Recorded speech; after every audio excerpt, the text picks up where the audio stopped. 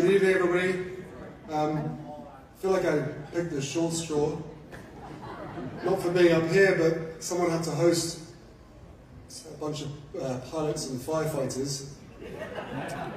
That's where they are. There are five tables. I agreed with the organisers and a good idea. Let's get them along. But I did not agree to hosting 2 of the tables. Kurt, Morgan, thank you for the support. Appreciate it. Ladies and gentlemen, there are moments in life that reveal a great deal about who we are, not just as individuals, but as a people.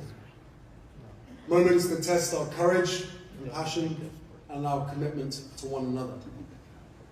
And time again, what I've seen, and what the world sees, is that first responders rise to that challenge every single time. And yet we rarely get the chance to thank them. This community, bound and energized by service to others, shows up for us wherever we are and whenever they're needed. They put their lives on hold for as long as we need them. Those who are duty-bound to answer the call once they've chosen to wear the uniform. This past January, when fires swept through the 50 square miles of Los Angeles County, threatening homes, businesses, communities, we saw that spirit in action. We saw courage, we saw commitment, and we saw an extraordinary group of men and women take to the skies, risking their lives to protect people they would never meet. Tonight, we thank and honor members of our community, especially aerial firefighters and the supporting ground teams. The pilots, crews, and support teams who met disaster with discipline, with determination, and decisive drops of gallons of water and fire retardant to turn chaos into coordination. The aerial response to the LA fires was massive. More than 60 aircraft were deployed, from CAL FIRE, the California National Guard, the US Forest Service, private firefighting companies, and even a crew from Quebec, Canada. Aircraft also included the Sikorsky Firehawks, the UH-60 Blackhawks, Dash 8-400s, and 2 CL-415 Super Scoopers, as well as DC-1030s capable of dropping over 9,000 gallons of fire retardant in one single pass. Helicopters flew low over rugged terrain in day and night, through thick smoke, dumping water with incredible precision and providing eyes in the sky for crews on the ground. Air tankers dove down ridge lines, laying down critical fire lines, helping contain the blaze and protect entire neighborhoods. And none of it happens without the people that we don't see. The ones coordinating the airspace and flight paths, the maintenance of the aircraft, monitoring wind events and coordinating radio communications. The ones making sure that every mission launches safely and comes home safely. This truly was an awesome display of teamwork. It has reminded us that in a world full of noise, there are still quiet heroes among us. Steady, capable, brave, and committed. Tonight, we celebrate aviation legends. The kind forged in smoke, shaped by teamwork, and defined by the courage to fly into danger when others are told to flee. This community doesn't ask for attention or recognition. They don't ask for praise. But tonight, we're going to give it to them, regardless. Because in my experience, it's the people who don't expect it or ask for it that need and appreciate it the most.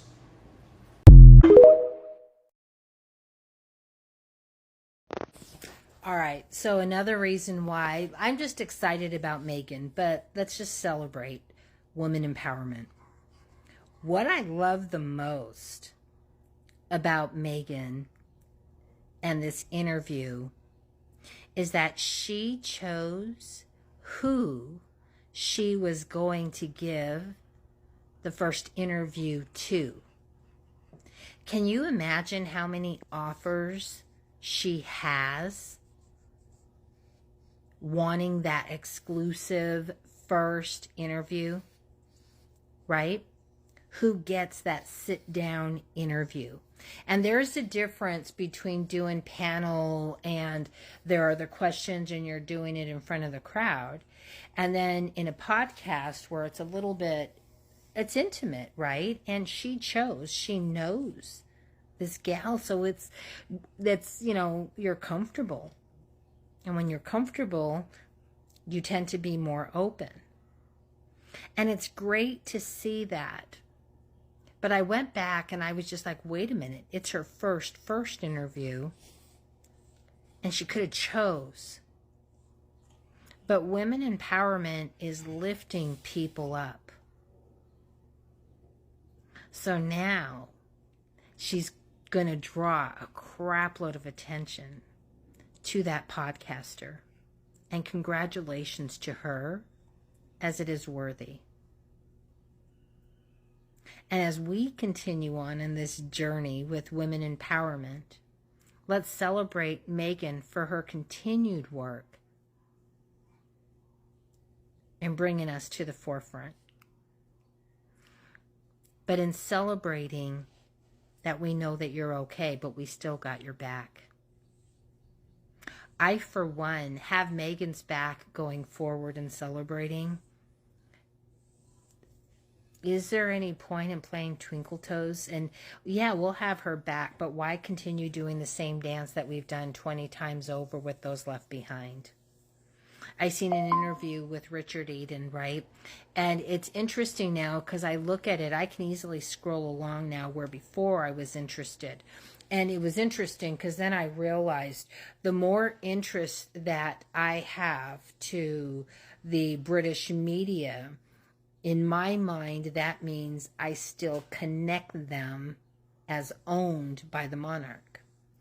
And that's not the case. Meaning, for those of Meghan's followers that are still reacting to the propaganda of the media, of the British media with an agenda, right? You still associate them as being owned by the monarch. With or without titles. They don't care, right? They're at peace with whatever.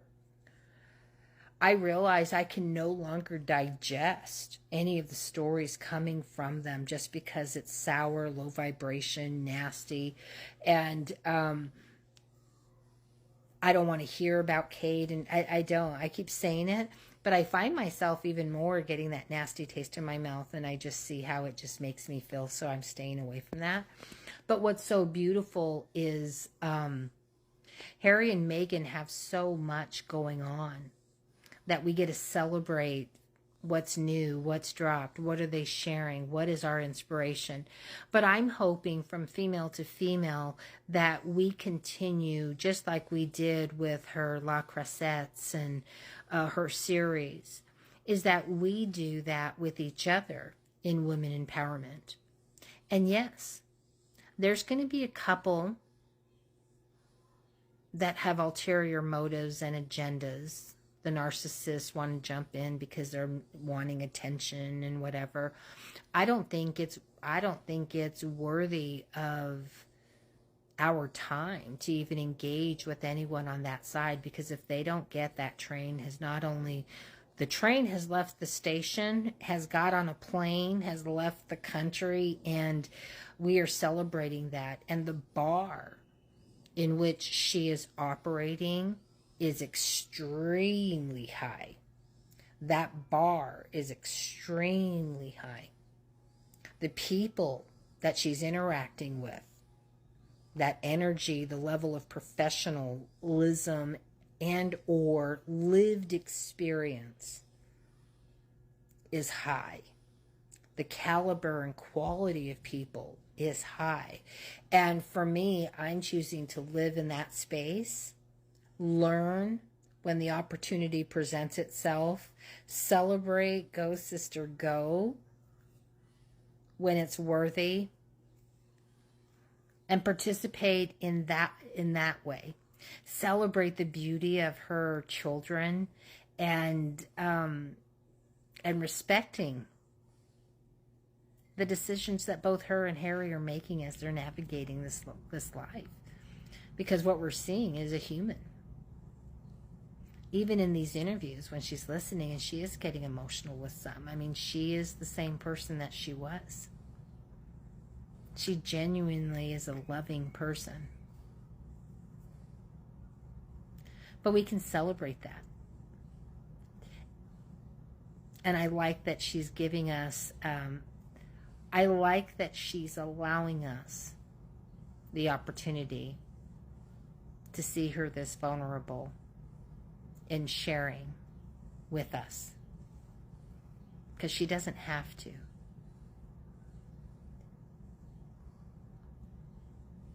I think it's great.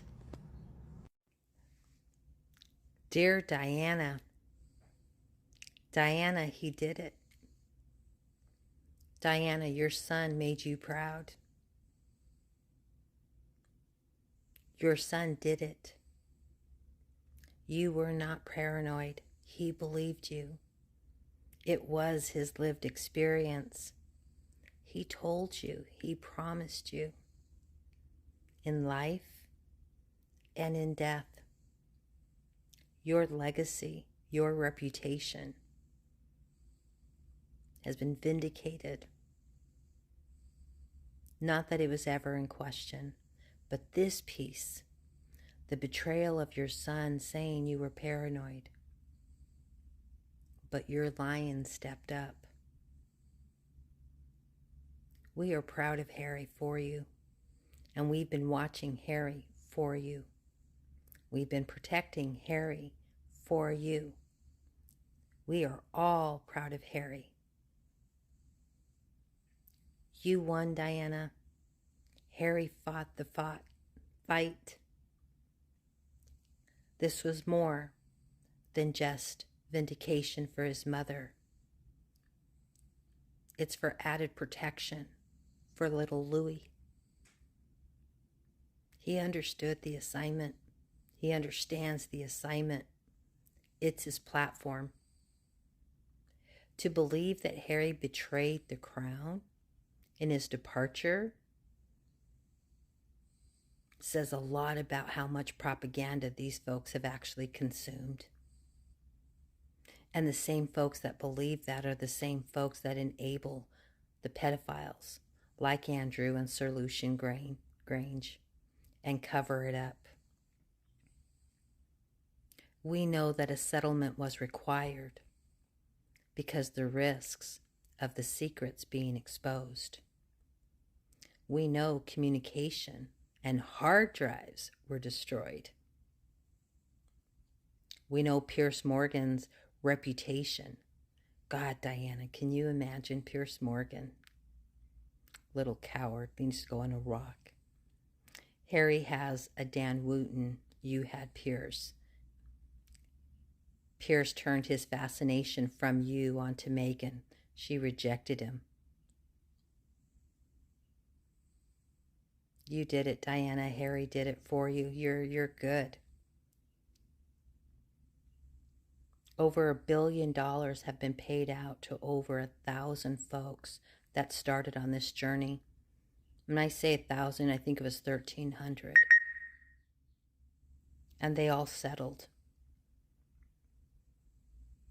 And we don't know the details of their terms. I'd be interested in looking that up. But you know what? It doesn't matter. Harry got an unequivocal apology, not an apology. The statement is huge, Diana. And this opens the door for legal changes when it comes to privacy of people versus public interest. I've been watching and following Harry because of you. He's gone through hell and back and continues.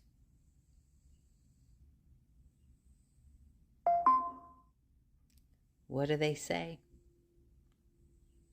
As long as they're talking about you, you're important. It's when they stop talking about you. And holy Hannah, they can't stop talking about Harry. The obsession is even clinical. I know that's not what you wanted for your son, but ultimately, if it's what he received, that has plummeted him as an icon of causes for change and impact. Woo-hoo! He took on the media. No one has ever taken on the media the way Harry did. And it's more than the financial risk that he took. That was the easy part.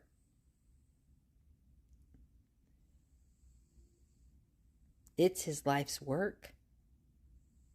He has one more to go. But the beautiful part is all the energy that Harry's placed into this and now has a settlement and a win and an unequivocal apology with ramifications and a call out and a cry out for change. He can now focus all that extra energy on Invictus and his whole platform. We love you, Harry. Diana's proud. Hey everyone, this is an excuse for me to get the hell out of there because my eardrums are about to pop. We're wrapping up a set right now, but one of you, and thank you for sharing this because I fell off a bit with Sentebale. Like I said, I was waiting for the UK Charity Commission to come up with their findings and mediate about what needs to happen next as far as Sophie Shanadako as well as the board members or the board members who exist, what their stance is with this organization. And here's what I found out. We're going to do this from a UK standpoint, not an American. In the UK, you cannot run a charity with 2 board members, and it looks like that's all Sophie has left. There's another woman, I don't know her name, so I won't butcher it, and then there's the Rollison guy, who are just sitting there looking stupid under her smug face. And you have to ask yourself, is she embarrassed? No, she's not embarrassed because I think there's a bigger game being played here and maybe everybody involved know what that is. But a lot of people who are genuinely concerned about this charity just want answers fast. And the UK Charity Commission is telling the public that this won't be wrapped up until at least the end of the summer. It was only a matter of time before the board started dipping, and it has nothing to do with media harassment because remember, this is Sophie who brought the media attention, unwarranted by the way, to this charity. Without Harry, without all the glitz and glam, what are they sitting there for? And board members have other jobs. Like, this is not their bread and butter like most people say they are. I sat on a board one time, and it was just something to do that looked good on a resume and helped me build my connection point, but it wasn't anything that I was trying to take to the bank. So this is no different from them. So once they found out, oh crap, we can't hold trophies anymore, we can't rub elbows with Prince Harry at nice fine dinners, and we can't get into places that we used to get into by using his name, what's the point? But the most nefarious thing of all about this happening is, once again, the children are suffering. Lesotho is suffering, and I'm talking about those who benefited from Sentebale. They are suffering because of this, and rumor has it that as of today they are doing massive firings of people who work at Sentebale because they just can't afford to pay them. I knew this was going to happen. I'm just like, how are these people getting paid? There's nothing to do and the money is frozen. So what's the worst case scenario, guys? Well, let's investigate that. The worst case scenario that happens is UK be the jerks that they are, not the people, but every organization there is, and they say Sophie did nothing wrong and she's allowed to sit on the board. Now she could just rehire a new board. They can do the vetting process. Ian is her advisor. He comes in, or she dips, hands it over to Ian. Ian brings in his insane clown posse, and Sentebale becomes yet another environmental scam. And although I don't like talking about these people, it seems to me that Harry's brother is becoming more unhinged by the minute. And I'm putting unhinged in quotations marks because I'm being modest, by the way. I think he's way crazier than that. He's just going to put his merry men who attack Meghan and attack Harry and the kids, he's just going to put them in those spots, and they're just basically going to swallow it whole. Why? Because Sentebale was looking too nice. It photographed too nice. It printed too nice. And they can't have that. So this is one of those things where it's like, if we could take this away from him, he has nothing else. And that's not necessarily true. If this is all about keeping them at bay so they can't put on nice gowns or dresses and ties and everything, and he can't look hot on a polo field, Harry can do that anytime he wants to, okay? It's just that he prefers to do it for a good cause, which is why he connected it to Sentebale. My heart goes out to the people, and I will say this is nothing that I just organically looked into myself. The people of Lesotho, the elders, as well as a lot of the Sussex squad have been doing way more research and their due diligence than I have. So give credit where it's due. Shout out to you guys. You've all got real skin in this as you've been donating heavily to this organization. And so I understand the passion behind just hoping that it gets resolved and gets right back into the hands of someone more capable. I hate that this happened, but I promise you, no matter what the outcome is, understand that Harry and Sieso have a plan. Don't think that they're just sitting back waiting for the UK Commission to just, be in their honor. No. They have a plan B and maybe even a plan C, and we'll find that out in due time if it is for us to know. Anyway, let me get back in here. They're going to start calling me. You guys have a great one. Bye. You know what I was thinking today? Did you see the part of the Megan Sussex interview where she talked about how she writes emails nightly to her kids? And that made its way around the internet, and the same haters are saying that she's narcissistic to be writing nightly emails to her kids that they will get when they're older. And I can't understand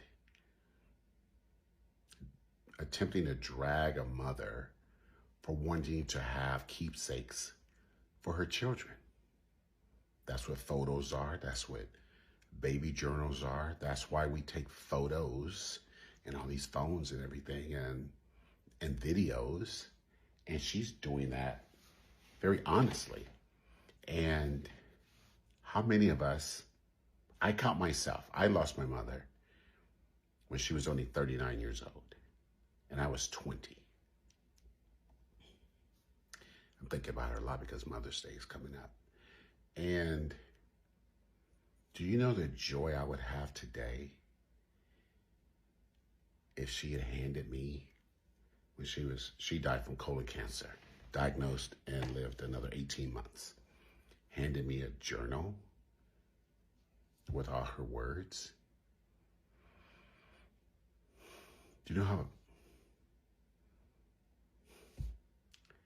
how valuable that would be to someone?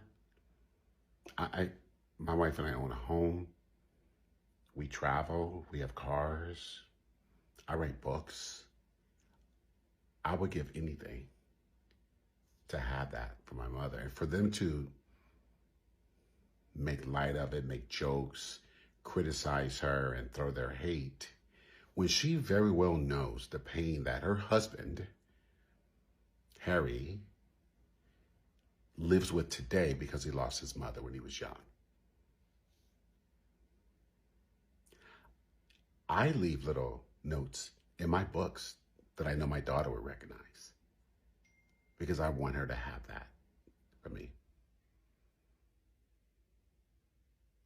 If you have your mother, hold him dear.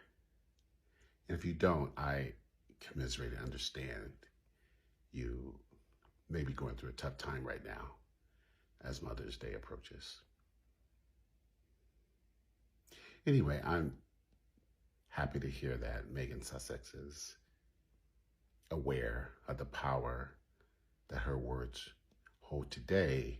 I'm grateful she shared them, and I know her children one day will be happy that she's doing what she's doing.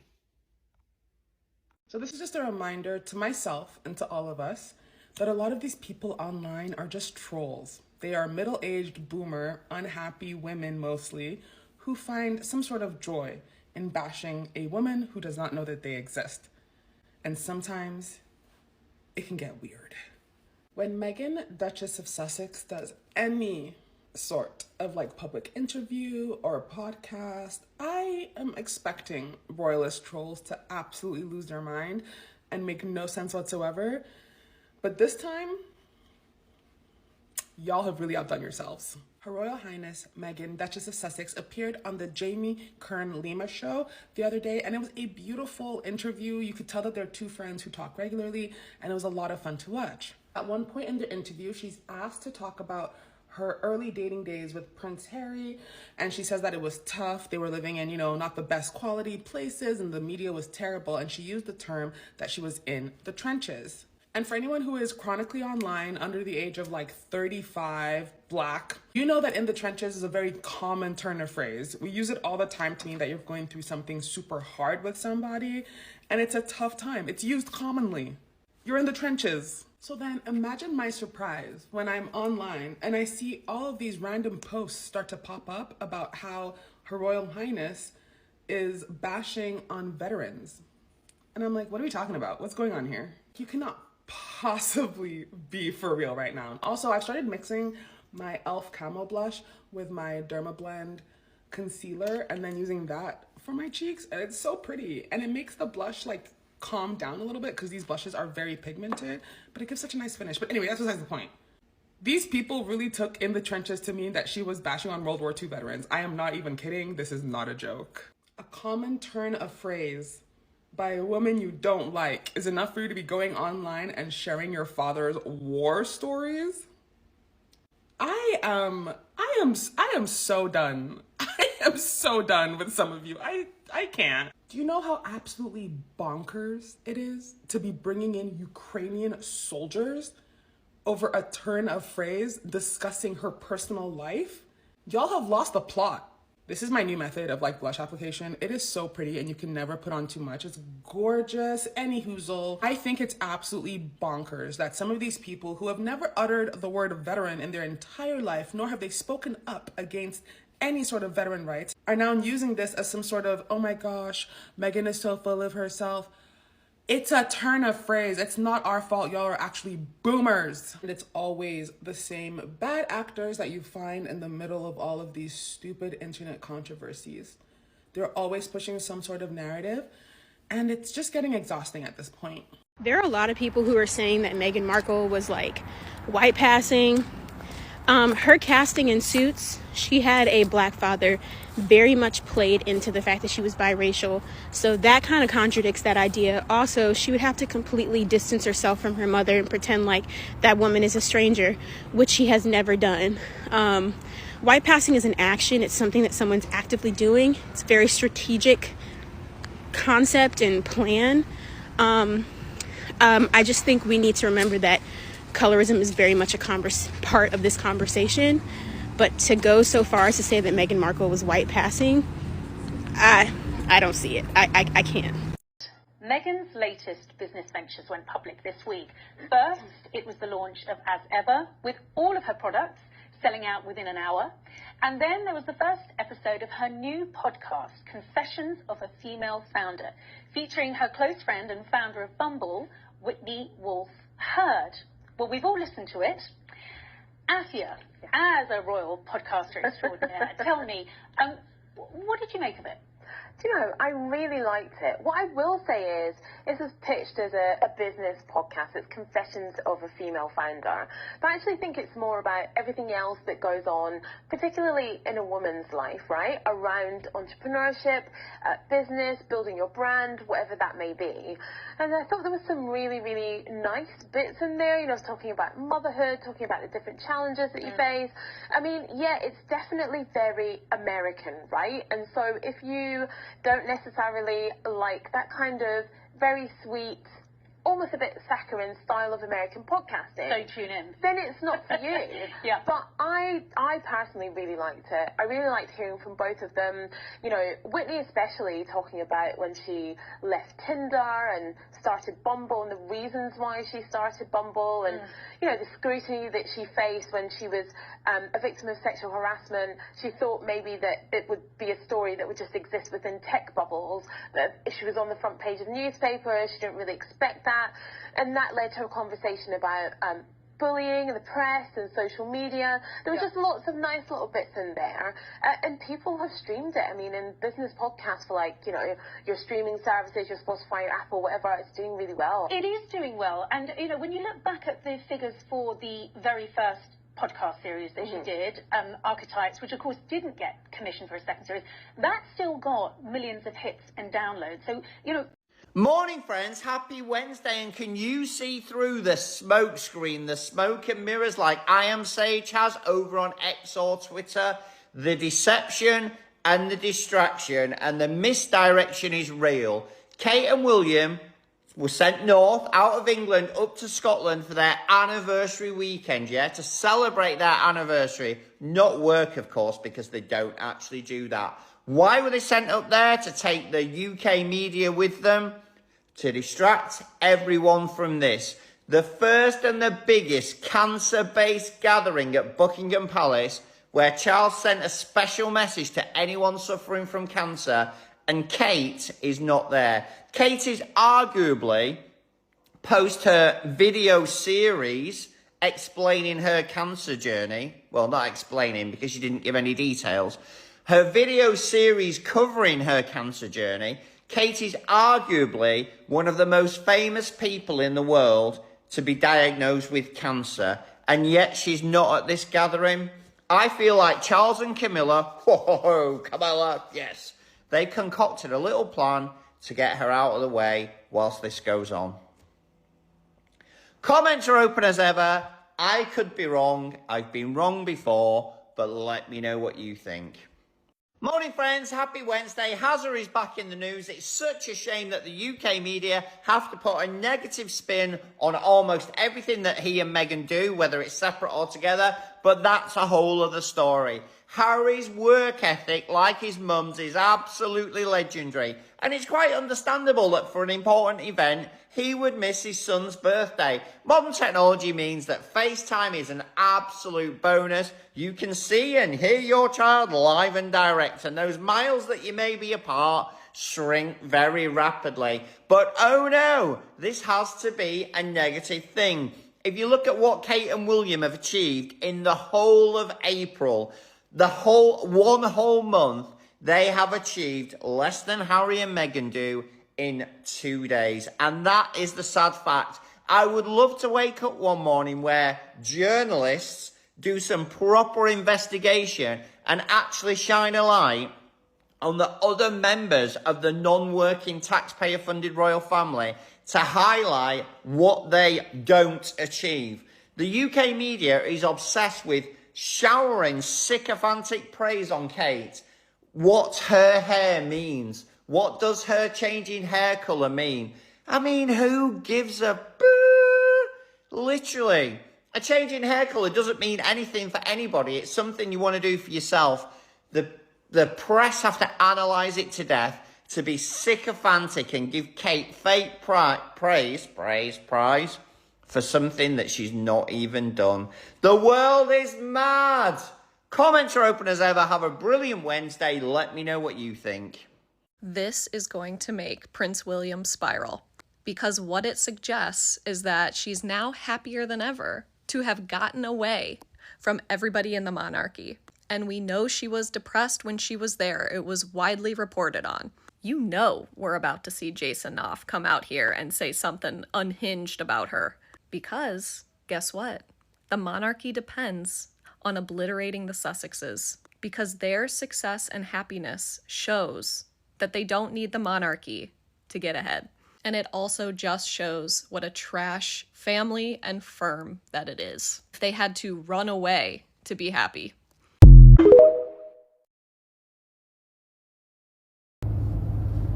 I love my people. Lady Rosie here. How y'all doing? To all my new subscribers, you're welcome. And my returning subscribers, you all know I love you. Guys, Sentebale is getting messy. Yeah, according to the news out here, another trustee resigned. So right now, Sophie only has 2 board members. And you know, you can't run a charity with 2 board members. At least not in the United States of America. In the United States of America, you need 5 of them. At least 5 of them. But you can have more. So remember the other doctor who resigned last month? And right now another lady resigned. I don't know what her name is, but somebody said they wrote her name somewhere, but I didn't try to memorize that name. I don't think it's important, but good news is that she also resigned because she went in there probably thinking she was going to be hanging out with Prince Harry, and then found out that Prince Harry left. Or maybe somebody lied to her, and that somebody could be Ian. And remember that Ian is William's best friend. You know? Ian is William's best friend, so there you go. So it's only 2 of them right now. And according to the UK, wherever laws, no, well, according to what they heard from Sophie, their court, they do not think Sophie is at fault right now. They just giving her opportunity to hire more board members. These people.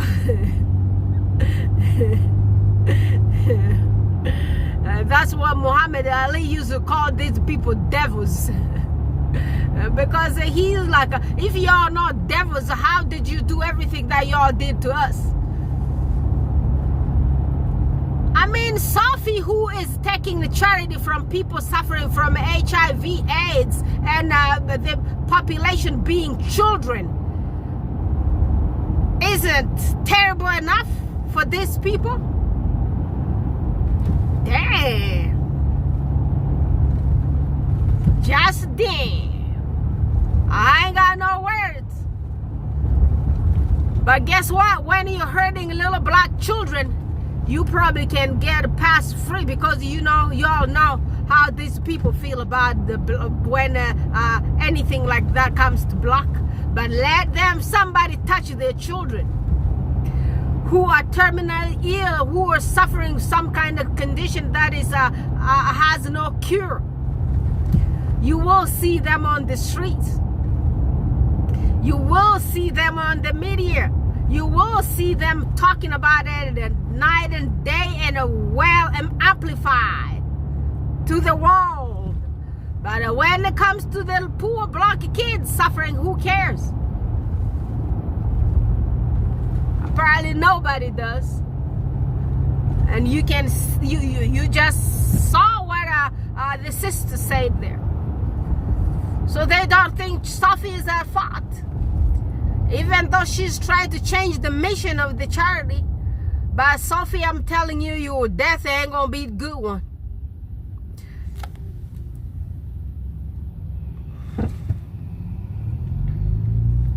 You don't do stuff like that to people.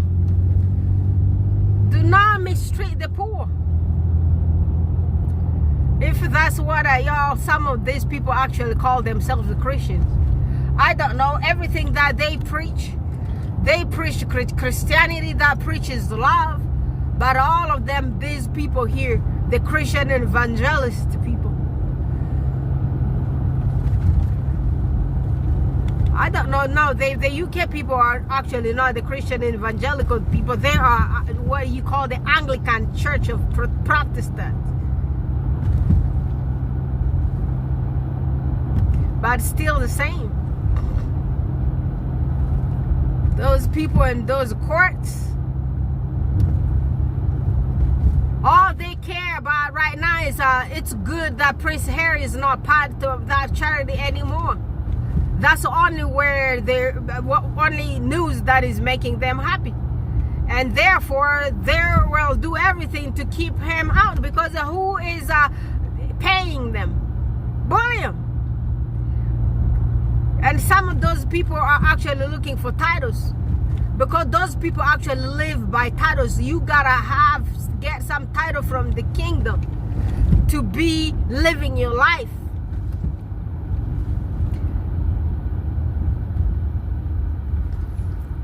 If you do not have a title in that country, means you're lesser than. That's why they're fighting HRH, Duchess of Sussex, for getting those titles through marriage. She got them not for free. She had to marry into that cruel family to earn the title. And she gave birth to 2 children who are the Karl Marx grandbabies. So those people in those court there, they can't do anything against what Bulliam is telling them. Because under Bulliam, they might get titles, and their children might be called ladies, and their sons might get a sir title. You know? That's all that matters for those people. And if you do not have a title, you are not good enough. That's what low self-esteem does to you. And when you're inbred,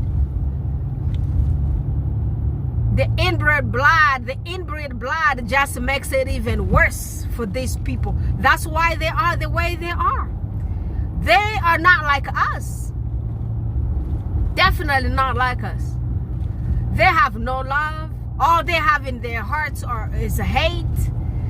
Did y'all see this other lady here? I believe her name is Maureen something. Did y'all hear what she's wishing death on HRH, the Duchess of Sussex? I wonder how is the UK letting her be there. So she is actually telling y'all guys loud that that place unalived Princess Diana. She's telling you loud and clear. Y'all need to pay attention to details. That's what I be telling y'all these years. Pay attention to details.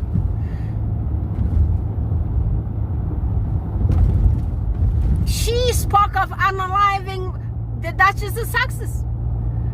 Her Royal Highness the Duchess of Sussex need to be unalived. Like Diana. She said that. Just type in, go on that thing. I can't post it on my thing because that little piece of video just pissed me to the core, and I'm just paraphrasing what she said in there.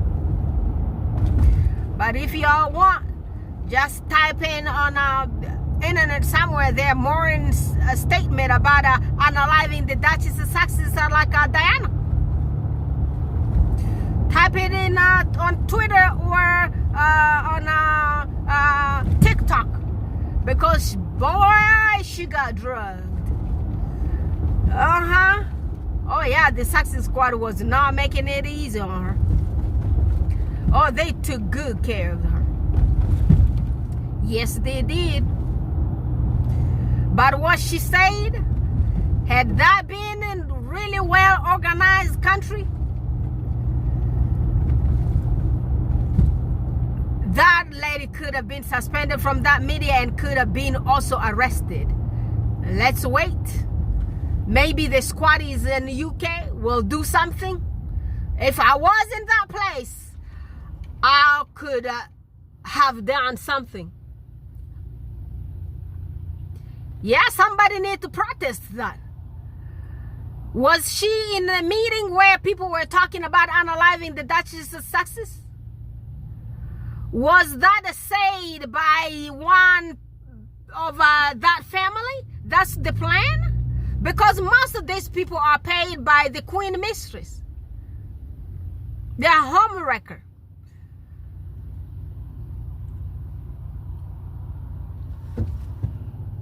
They are being paid. They are on her payroll. If it's not hers, they are probably on her husband's payroll. And if it's not her husband's payroll, they are probably on Pete's payroll, William's payroll. One or the other. She came and said it. So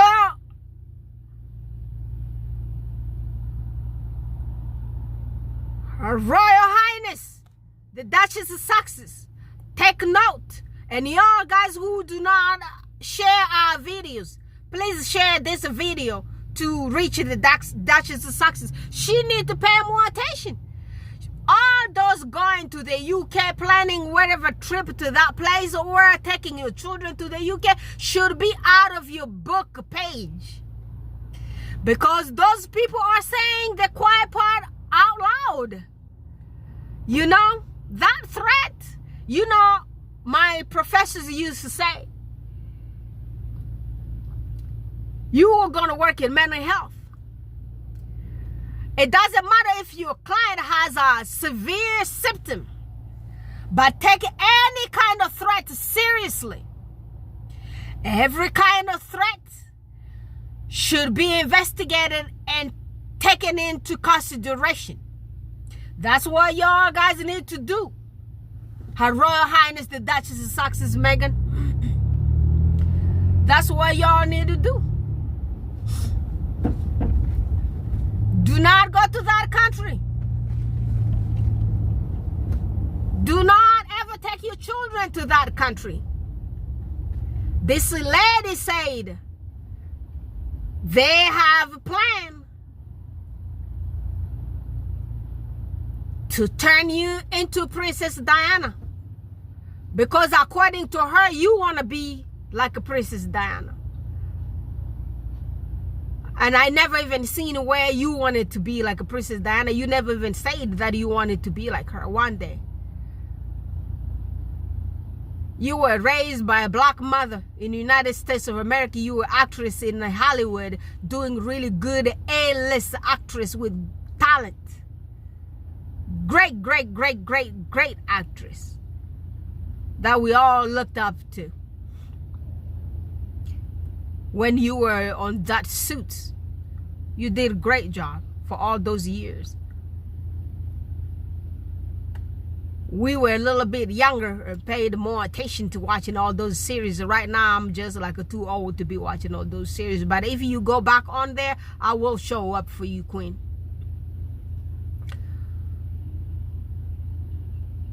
It is scary. So did y'all guys hear what Martin, the brother, the Minister of Hex, told you? He said there was some kind of reception at the Buckingham Palace with the cancer patients, the people who survived cancer and the people who are going through it right now. But guess what? Mambos went on that fake tour for photo ops. Did y'all see her husband's demeanor in those pictures where she's opening her 32? When I'm telling you the 32, I'm talking about her teeth. She's opening her 32s. Opening them 32s. And guess what? The guy is so nervous. And his face, I'm telling you, you do not want to go to no body language specialist school. You do not want to go to behavioral school like me, turn into psychologist to know what is really going on between these two. I mean, look at William's body language when Mambos is opening her 32s. Pay close attention. She's opening those 32s. And the dude is like, well, you know, I just can't stand you and you stink, actually. I need to be hanging out around some classy women like a Rose Hanbury and all those Jacka Craig and all those other ones, the ones who are not afraid to wash them themselves. But girl, you got some issues.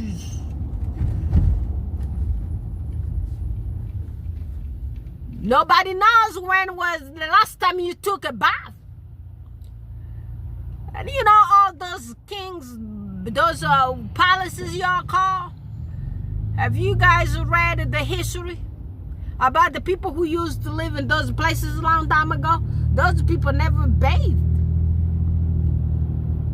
So the spirit of them people came and caught on to mambos.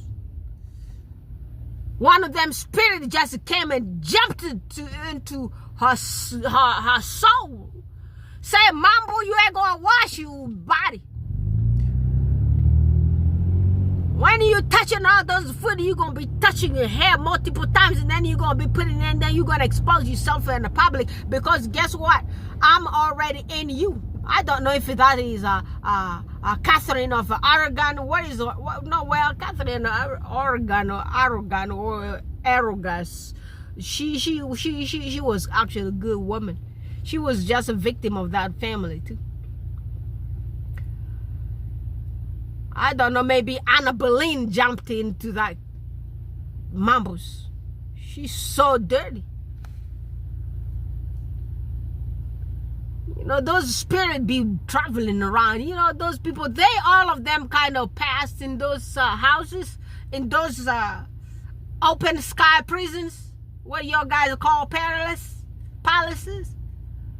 Those cottages, I heard she's living in that Adelaide cottages. You know that cottages, most women got raped, and some of those people never even took no shower in those places. So those spirits jump into mambos.